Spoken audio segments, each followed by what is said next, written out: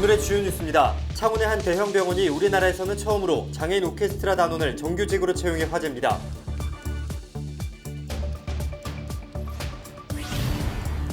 자주 비가 내리면서 농가에는 이미 병해충으로 인한 피해가 곳곳에서 나타나고 있습니다.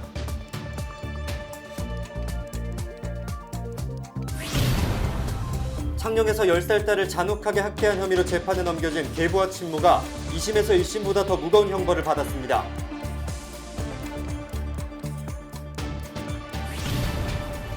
(6월 30일) 새벽 창녕군 고안면의 한 단독주택에서 불이 나 70대 노부부가 숨지는 안타까운 사고가 있었습니다.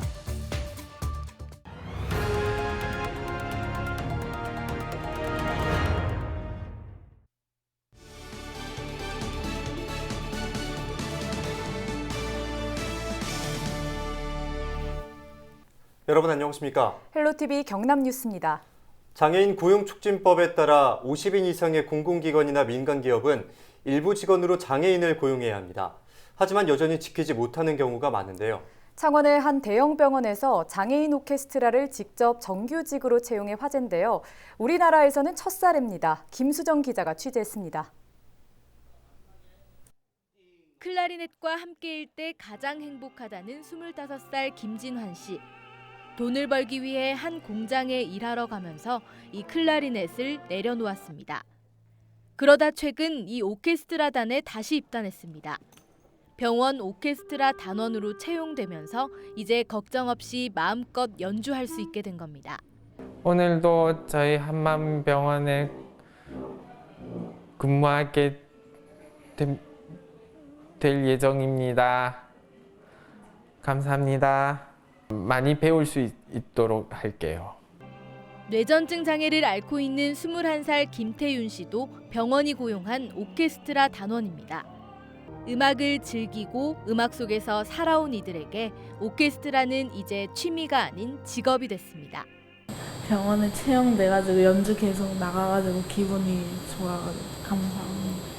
더 잘하고 공연 좀 더 많이 나가는 잘하는 연주자가 되고 싶어요. 창원 한마음병원이 창원시 장애인 오케스트라 단원 20명을 정규직으로 채용했습니다. 진료와 간호, 원무직 직무에 따로 예술인 직무를 만들어 직접 고용한 겁니다. 우리 사회에도 그만큼 인식이 많이 변했다. 그리고 병원에서도 장애 예술인을 이렇게 직무로 채택을 해서 환자도 즐겁게 하고 병원에 오시는 분들뿐만 아니라 직업을 가지게 된 장애인들에게도 굉장히 의미가 있는 직업을 마련해 주셔서 대단히 감사하게 생각합니다.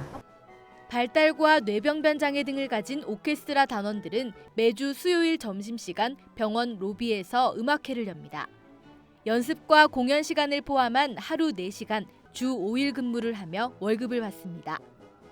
특히 기존 직원들과 같이 4대 보험과 퇴직금, 병원 할인 등 다양한 복지 혜택까지 받을 수 있게 됐습니다. 병원들이라든지 이제 녹용 집약적인 산업들이 많단 말이에요. 거기서 해주면 국가가 다 커버할 수 없는 부분들이 있거든요. 병원이 롤 모델이 돼가지고 잘 했으면 좋겠다 싶은 생각이 돼요. 오케스트라를 가장 반기는 건 바로 병원을 찾는 사람들. 딱딱하기만 했던 병원 분위기는 오케스트라의 연주에 금세 녹아듭니다. 입소문을 타고 매주 찾는 사람이 늘고 있습니다. 장애인 친구들이 연주하는 걸 보니까 여러 사람이 치유가 되는 것 같아서 앞으로도 계속 힘내서 좋은 연주 부탁드립니다. 네. 이제는 새로운 이름을 갖게 된 창원 한마음병원 오케스트라. 7월 1일 오후 2시에는 병원에서 창단기념 음악회를 열어 천상의 하모니를 선사합니다. 헬로티비 뉴스 김수정입니다. 지난 5월부터 벌써 장마인가 싶을 정도로 비가 잦았습니다. 때문에 농가에서는 이미 병해충으로 인한 피해가 곳곳에서 나타나고 있는데요. 특히 과수 쪽 상황이 좋지 않습니다. 장마로 피해 확산이 되지 않도록 방제에 더 신경 쓰셔야겠습니다. 박은경 기자입니다. 복숭아가 마치 벌레를 먹은 것처럼 시커멓게 구멍이 났습니다. 그나마 멀쩡한 복숭아도 쪼글쪼글, 손만 대도 툭 떨어집니다. 지난달 잦은 비에다 강풍까지 겹쳐 세균 구멍병에 걸린 겁니다. 이미 50% 이상 피해를 입었는데 다가오는 장마는 더 걱정입니다. 일주일에 한 번 쳐도 이제 이런 경우가 나오니 앞으로 이게 이제 문제지. 이래가 아니 7월 20일 7월 말에 이제 그 수확하는데 그 안에 뭐 이거 보면 이 병들어 다 떨어져 보면 뭐 있겠는 거 그래.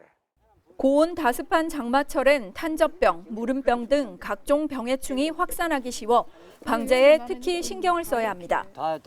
침수 우려가 있는 과수원은 배수로 주변 풀이나 흙을 제거하고 경사지의 경우 부직포 등으로 땅 표면을 덮어주는 것이 좋습니다. 최근 재확산 조짐을 보이고 있는 과수 화상병의 경우 바이러스가 빗물을 통해 더 확산하지 않도록 매몰지에 대한 관리도 철저히 해야 합니다. 사전에 병해충 약제를 뿌리는 것도 도움이 되는데 약제를 뿌린 후 6시간 이내 비가 왔다면 비가 그친 뒤 다시 농약을 살포해야 효과가 있습니다. 장마가 오기 전에 가수 농가에서 도장지라든지 이런 것들을 전정을 해서 환경을 좋게 만들어주고 이 시기에 맞는 정밀 방제를 해서 발생이 되지 않도록 적극 협조해 주시기 바랍니다. 또 장마 후엔 과실에 묻은 흙 앙금을 깨끗한 물로 씻어 2차 감염을 방지하고 낙과가 심한 곳은 마무리 열매 솟기를 최대한 늦게 해야 추가 피해를 줄일 수 있습니다. 헬로티비 뉴스 박은경입니다. 삼천포 신안 근처에 49층 높이의 초고층 주상복합 아파트가 들어설 것으로 보입니다. 그동안 관리 사각지대에서 방치되어 오던 부지를 활용할 계획이어서 도시 정비와 새로운 거점 형성 등 여러 효과가 기대됩니다. 박성철 기자입니다. 지난 1982년 영업이 중지됐고 1990년 완전히 폐쇄된 옛 진삼선의 삼천포 폐역입니다. 상업지역으로 지정돼 있지만 이렇다 할 변화 없이 40여 년에 가까운 시간이 흘렀고 그동안 관리의 사각지대에서 불법 경작지와 무허가 건물들만 들어섰습니다. 그냥 농사 짓고 좀 이런 건물 이런 게 있고 요 역사를 이용해가고 요 공장도 들어서 있고 그렇지. 방치에 대해서는 영 슬럼화돼가지고 완전. 더 이상의 난개발을 막기 위해 사천시가 폐역사 주변에 주상 복합 건물을 계획했는데 수년 만에 최근 사업자가 선정됐습니다. 현재 노후된 건물은 철도공사 소유고 부지는 사천시의 소유인데 시는 건물 매입 후 무허가 시설과 불법 경작지를 정비한 뒤 사업자에게 매각할 계획입니다. 이로 인한 세입은 90억 원 안팎으로 알려졌습니다. 사업자로 선정된 삼천포 역사개발 등 컨소시엄은 모든 세대에서 바다를 조망할 수 있도록 4개 동의 아파트 건립 계획을 제시했습니다. 지하 4층에 지상 49층 규모로 건축 면적은 16,600제곱미터, 내년 상반기 착공이 예상됩니다. 사업자가 주변 정비도 함께 진행하는데 인근 순매공원은 삼천포 역사가 간직한 기록물을 전시하는 야외 기록공원으로 1호 광장은 어린이 놀이공간을 갖춘 정원으로 재단장할 계획입니다. 구역사 건물이 없어지다 보니까 그거를 추억할 수 있는 조형물을 설치를 해달라 했었는데 지금은 약간 야외 전시관식으로 형성이 될 것 같고 저 1호 광장은 공원을 조성을 해서 그 주민들이 와서 휴식을 취할 수 있는 각종 도시 재생 사업과 맞물려 다각적으로 진행되고 있는 삼천포 구시가지 활력 사업들, 구 삼천포 폐역 정비 사업이 바다 연안의 또 다른 거점으로 떠오를 수 있을지 주목됩니다. SCS 박성철입니다. 창녕에서 10살 딸을 잔혹하게 학대한 혐의로 재판에 넘겨진 계부와 친모가 2심에서 1심보다 더 무거운 형벌을 받았습니다. 재판부는 6월 30일 아동학대 범죄 처벌 등에 관한 특례법 위반 등의 혐의로 재판에 넘겨진 37살 계부와 30살 친모에게 징역 6년과 3년을 선고한 원심을 파기하고 징역 7년과 4년을 각각 선고했습니다. 또한 5년간 아동 청소년 관련 시설 취업을 제한하고 아동학대 프로그램 40시간 수강도 명령했습니다. 재판부는 아동학대는 피해 아동의 성장 과정에 나쁜 영향을 줄 수 있고 예방 필요성까지 고려하면 엄중 처벌해야 한다고 판시했습니다. 이어서 피고인들이 반성하며 사죄하는 마음은 있지만 의심스럽고 피해 보상 예상이 어려운 점을 고려해 원심 판결은 너무 가볍다고 인정된다고 전했습니다. 계부와 친모는 지난해 1월부터 5월까지 10살 A양을 잔혹하게 학대한 혐의를 받습니다. A양은 4층 높이 건물의 테라스 난간으로 탈출해 잠옷 차림으로 뛰어가다 주민에게 구조됐습니다. 6월 30일 새벽 3시 45분쯤 창녕군 구안면의 한 단독주택에서 불이 나 70대 노부부가 숨지는 안타까운 사고가 있었습니다. 소방당국은 1시간 뒤 큰 불길을 잡고 새벽 5시 45분쯤 주택 안에서 숨진 노부부를 발견했습니다. 불이 나면서 주택이 무너져 수세 개 어려움을 겪은 것으로 전해졌는데요. 경찰과 소방당국은 정확한 화재 원인을 조사 중입니다.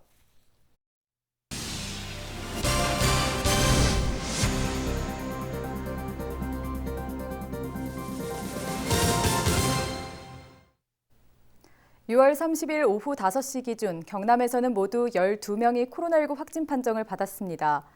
지역별로는 창원이 7명으로 가장 많았고 진주가 2명, 통영, 김해, 함안이 각 1명입니다.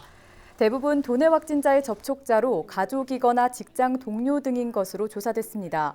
경남 도내 누적 확진자는 5,207명으로 늘었습니다. 더불어민주당 송영길 대표가 경남을 찾아 부울경 메가시티와 관련해 공감하며 지원 의사를 밝혔습니다. 더불어민주당 지도부는 6월 30일 경남도청 대회의실에서 경상남도 예산정책협의회를 열었습니다. 이 자리에서 김경수 경남도지사는 가야 역사문화권 조성 사업과 여수남해 해저터널 추진 등 주요 사업의 중앙당 협조를 부탁했습니다. 특히 부울경 메가시티 사업이 국가정책으로 전환될 수 있도록 당부했습니다. 송 대표는 갈수록 심화되는 수도권 체제 하에 유일하게 수도권에 대응해볼 만한 곳이 부울경이라며 공감을 표했고 경남 등 영남을 전략지역으로 확실히 뒷받침하겠다는 뜻을 전했습니다. 노동당, 녹색당, 정의당, 진보당 등 경남 진보정당들이 정부의 4대강 제자연화 추진을 촉구했습니다. 이들은 최근 정부의 낙동강 취수원 다변화 결정에 반대하며 취수원 다변화가 낙동강 유역의 식수 부족 문제를 해결할 수 없다고 지적했습니다. 또 정부가 제대로 된 4대강 제자연화를 추진하라고 덧붙였습니다. 경남 진보정당들은 낙동강보 수문상시 개방과 4대강 제자연화를 위해 정부와 집권 여당, 야당의 협조를 요청할 계획입니다. 7월 1일 자치경찰제 시행을 앞두고 경상남도가 비전 선포식을 열었습니다. 경상남도 자치경찰위원회는 도민들의 다양한 의견을 물어 더 가까운 자치경찰, 더 안전한 경남도민이라는 비전을 심의 의결했습니다. 또 목표는 자치경찰 출범 원년 도민을 먼저 생각하는 경남형 자치경찰제 정착으로 세웠습니다. 이날 경남도청 중앙현관에서는 112 순찰차와 택시, 버스에 홍보물을 부착하는 비전 홍보 이벤트도 열렸습니다. 최문순 강원도지사가 6월 30일 경남을 찾아 부울경 메가시티 정책에 적극 공감한다는 뜻을 밝혔습니다. 최 지사는 김경수 경남도지사와의 간담회에서 부울경 메가시티는 지방 분권과 균형 발전이라는 측면에서 공감하며 지지 의사를 전했습니다. 또 이 자리에서 두 지사는 앞으로 자주 만나 강원도와 경남도의 공통 현안에 대한 해법을 함께 찾아가기로 약속했습니다. 6월 30일 김하용 경남도의회 의장이 제11대 후반기 1주년을 맞아 의정 성과와 앞으로의 계획에 대한 브리핑을 열었습니다. 김 의장은 지난 1년간 도민과 함께하는 역동적인 의회, 도민이 중심이 되는 민생 우선 의회, 도민에게 사랑받고 신뢰받는 의회를 만들기 위해 노력하겠다고 말했습니다. 이어서 활발한 입법 활동과 전국 시도의회 의장협의회, 우수 의정대상, 도의회 홍보관 개관 등을 성과로 자평했습니다. 지난해 7월부터 있었던 의장단 선거를 둘러싼 파행에 대해서는 도민에게 죄송하다며 머리를 숙였습니다. 마지막으로 김 의장은 남은 후반기 1년간 부울경 광역특별연합 등 주요 의정 현안을 마무리하고 도민 민생과 경제 회복에 전력을 기울이겠다고 전했습니다. 7월 1일부터 30년 만에 창원시 의창구와 성산구의 행정구역이 바뀝니다. 시는 창원천과 창의대로를 기준으로 현재 의창구인 복림동과 팔룡동, 용호동, 반송동 등을 성산구로 개편합니다. 행정구역 조정으로 의창구민 4만 2천여 명이 성산구민이 됩니다. 창원시청을 비롯해 경상남도 교육청과 경남선거관리위원회, 창원 중부경찰서 등의 관공서도 성산구가 되고 용호동 가로수길도 의창구에서 성산구로 변경됩니다. 다만 우편 번호나 집원, 도로명 등 세부 주소는 그대로 유지됩니다.